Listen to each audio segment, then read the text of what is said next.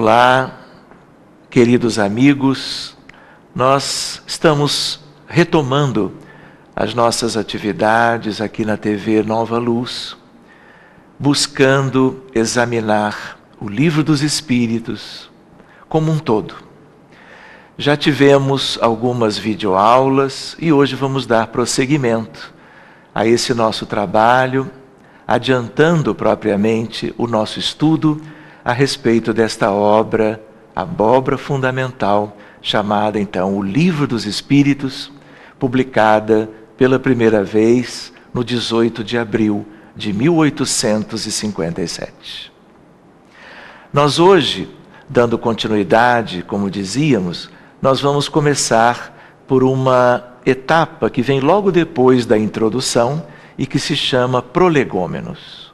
Esta é uma palavra, vamos dizer, pouco usual em língua portuguesa, mas ela talvez tenha se tornado até mais conhecida em função dela fazer parte do início desta obra e toda a comunidade que já examinou esta obra de perto se deparou propriamente com esta etapa logo depois da introdução e antes do primeiro capítulo. De tal maneira que prolegômenos significa em si uma longa introdução no começo de uma obra. A obra em questão, claro, é o Livro dos Espíritos. Então, mesmo tendo nos brindado com a introdução, antes do início propriamente dito, nós vamos encontrar esta etapa. E ela vai tratar exatamente de um conjunto de noções preliminares de uma ciência. E é aí que entra propriamente a figura de Allan Kardec nos adiantando também sobre este aspecto. De tal maneira que nós vamos ler e observar na obra, quando neste título, Prolegômenos, ele vai nos dizendo sobre o livro: fenômenos alheios às leis da ciência humana se dão por toda parte, revelando na causa que os produz a ação de uma vontade livre e inteligente.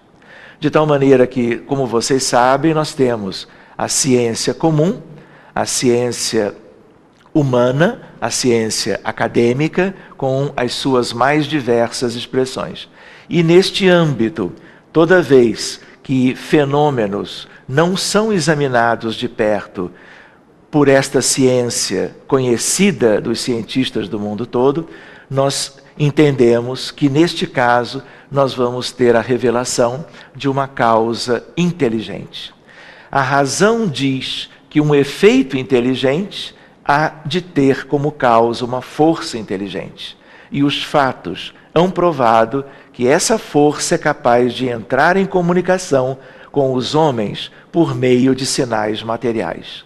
Então, Allan Kardec introduz a ideia de um conjunto de questões e fenômenos, de ideias, de pensamentos, de noções que são novas para a humanidade e que foram e estão sendo examinadas desde a publicação desta obra memorável que se chama o Livro dos Espíritos. De tal maneira que, quando ele introduz a ideia de uma força capaz de entrar em comunicação, ele está nos introduzindo também a questão das forças espirituais, forças invisíveis, forças ocultas, mas que naturalmente fazem parte da vida do universo. Tanto do universo de um modo geral, como da vida mais especialmente do nosso mundo, ou do mundo em que nós vivemos, que é o planeta Terra, mas que, por sua vez, também traduz algo específico, mas que também é regida, obviamente, por leis gerais e aspectos espirituais, obviamente, são presentes nas nossas vidas desde sempre. Interrogada acerca da sua natureza, essa força declarou pertencer ao mundo dos seres espirituais que se despojaram do invólucro corporal do homem. Assim é que foi revelada a doutrina dos Espíritos. A ideia, portanto, de uma doutrina de revelação de aspectos que nós desconhecíamos e que agora, desde então, temos a oportunidade de conhecer mais de perto para que possamos, com este conhecimento novo, adiantarmos o nosso processo evolutivo e trilharmos, como uma humanidade como um todo, os caminhos da evolução espiritual.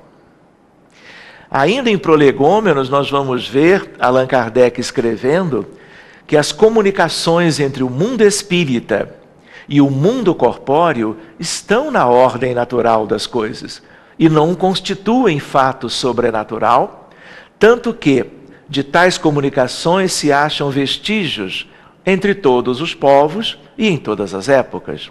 Hoje se generalizaram e tornaram patentes a todos. É claro que o codificador está se referindo a todas as expressões mediúnicas, à mediunidade de um modo geral. E como nós gostamos de dizer, o tesouro instrumental da evolução da humanidade. De tal maneira que, como revelação, todos nós já sabemos que o Espiritismo e os seus conteúdos contidos na codificação, como um todo, e no Livro dos Espíritos, desde o primeiro momento, fazem parte de tudo aquilo que a espiritualidade entendia que nós já tínhamos condições de depreender. Os Espíritos anunciam que chegaram os tempos marcados pela providência para uma manifestação universal e que, sendo eles os ministros de Deus e os agentes de sua vontade, têm por missão instruir e esclarecer os homens, abrindo uma nova era para a regeneração da humanidade. Nós também já temos a ideia de que vivemos milhares e milhares de anos nos voltando para as questões materiais da vida humana, em diversos sentidos, e que fizeram parte de uma jornada evolutiva de milhares e milhares de anos. Mas esta etapa é uma etapa que está como que sendo gradativamente deixada para trás. E o marco para considerarmos historicamente esta grande mudança, na nossa opinião, é exatamente a revolução do pensamento que a espiritualidade superior, através dos médiuns contemporâneos de Kardec, trouxeram para compor propriamente os conteúdos gerais da doutrina espírita, capaz de levar ao homem a ingressar e a se manter propriamente na era do espírito, que é a era que substitui e substituirá cada vez mais todo esse nosso passado, vamos dizer ainda, equivocado, cheio de dificuldades e que nos remeteram até as vivências atuais. Então, este processo de transformação, de mudança, vem com a presença da doutrina plantada no âmbito da humanidade.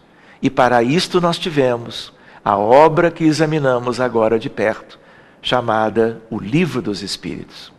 Seguindo adiante, nós vamos lembrando, ainda em Prolegômenos, a ideia de que este livro é o repositório de seus ensinos, como ensina Kardec.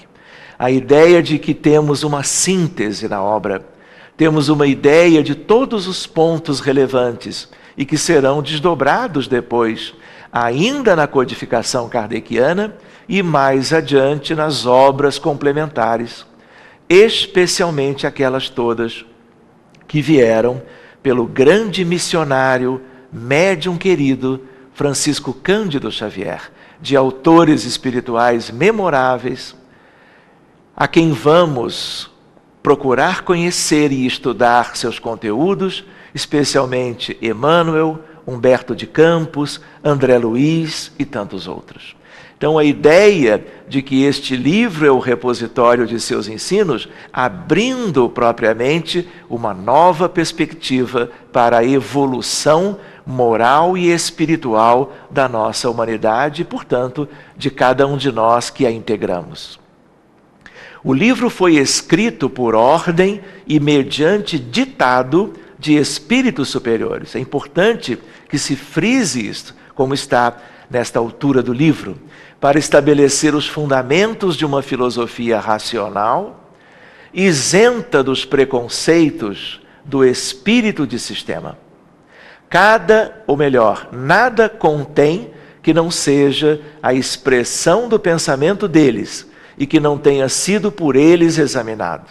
Então, Allan Kardec aqui deixa claro para nós que, apesar de tanta participação relevante que ele teve, ele coloca e mantém para nós a ideia de que os conteúdos vieram dos espíritos superiores e que ele, então, teve o trabalho como codificador de organizar esses conteúdos todos para simplificar a nossa assimilação de todos esses aspectos que a espiritualidade superior, através dos emissários de Jesus, o Espírito de verdade, nos veio trazer, contribuindo para o progresso geral de todos nós. Só a ordem e a distribuição metódica das matérias, assim como as notas e a forma de algumas partes da redação, constituem obra daquele que recebeu a missão de os publicar. E aí entra, claro, a figura do insigne codificador. Em o número dos espíritos que concorreram para a execução desta obra, muito se conta que viveram em épocas diversas, aqui mesmo na Terra, onde pregaram e praticaram a virtude e a sabedoria. Então é lindo de se ver isto.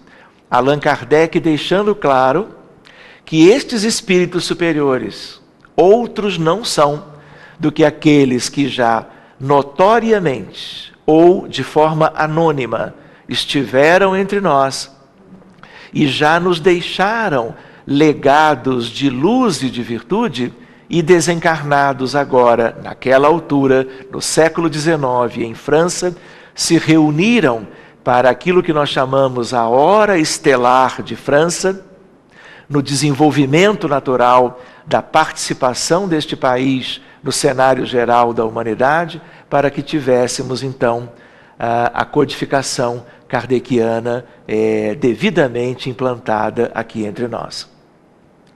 Pois bem, espíritos superiores, obviamente, estão na retaguarda de todo este movimento de luz para nós. Outros, pelos seus nomes, frisa ele, não pertencem a nenhum personagem cuja lembrança a história guarde, mas cuja elevação é atestada pela pureza de seus ensinamentos e pela união em que se acham com os que usam de nomes venerados. Eis que, em termos, nos deram por escrito e por muitos médiuns a missão de escrever este livro. Então, este é um aspecto muito bonito também, quando os espíritos se dirigem ao codificador, lá naquela altura, e Allan Kardec traz isto para prolegômenos, para que ficasse patente, e nós todos pudéssemos conhecer este segmento particular da obra, que nos mostra a inclinação do Espírito de verdade, se referindo a Allan Kardec, para que ele então tivesse a motivação e pudesse desenvolver o seu trabalho. Diz a entidade: ocupa-te, cheio de zelo e perseverança, do trabalho que empreendeste com o nosso concurso, pois esse trabalho é nosso, dos Espíritos. Nele pusemos as bases de um novo edifício, que se eleva e que um dia há de reunir todos os homens num mesmo sentimento de amor e caridade. Mas, antes de o divulgares, reveloemos juntos, a fim de lhe verificarmos todas as minúcias. E o Espírito diz, em nome de toda a equipe: estaremos contigo sempre que o pedires, para te ajudarmos nos teus trabalhos, porquanto esta apenas uma parte da missão que te está confiada e que já um de nós já te revelou. E ele continua: entre os ensinos que te são dados, alguns há que deves guardar para ti somente, até nova ordem. Quando chegar o momento de os publicares, nós o diremos. Enquanto esperas, medita sobre eles, a fim de estares pronto quando te dissermos. porás no cabeçalho do livro a cepa que te desenhamos. E daí aquela figura da videira, porque é o emblema do trabalho do Criador. Aí se acham reunidos todos os princípios materiais que melhor podem representar o corpo e o espírito. O corpo é a cepa e o espírito é o licor. A alma ou espírito ligado à matéria é o bago. O homem que intercencia o espírito pelo trabalho. E tu sabes que só mediante o trabalho do corpo o espírito adquire conhecimentos. Não te deixes desanimar pela crítica. Encontrarás contraditores encarniçados, sobretudo entre os que têm interesse nos abusos. Encontrá-los-ás mesmo entre os espíritos. Por isso que os que ainda não estão completamente desmaterializados procuram frequentemente semear a dúvida por malícia ou ignorância. Prossegue sempre, Kardec. Crê em Deus e caminha com confiança. Aqui estaremos para te amparar e vem próximo o tempo em que a verdade brilhará de todos os lados. E a espiritualidade prossegue com diversos alertas que todos podem examinar na sua leitura.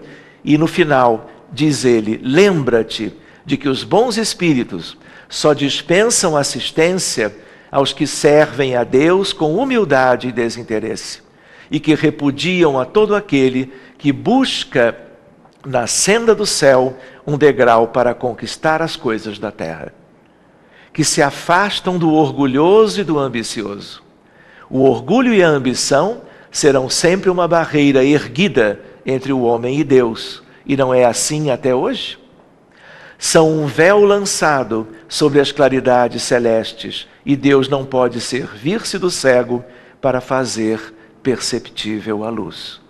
E assinam esta etapa e esta mensagem especial João Evangelista, Santo Agostinho, São Vicente de Paulo, São Luís, o Espírito da Verdade, Sócrates, Platão, Fenelon, Franklin, Swedenborg e vários outros. Que Jesus nos abençoe.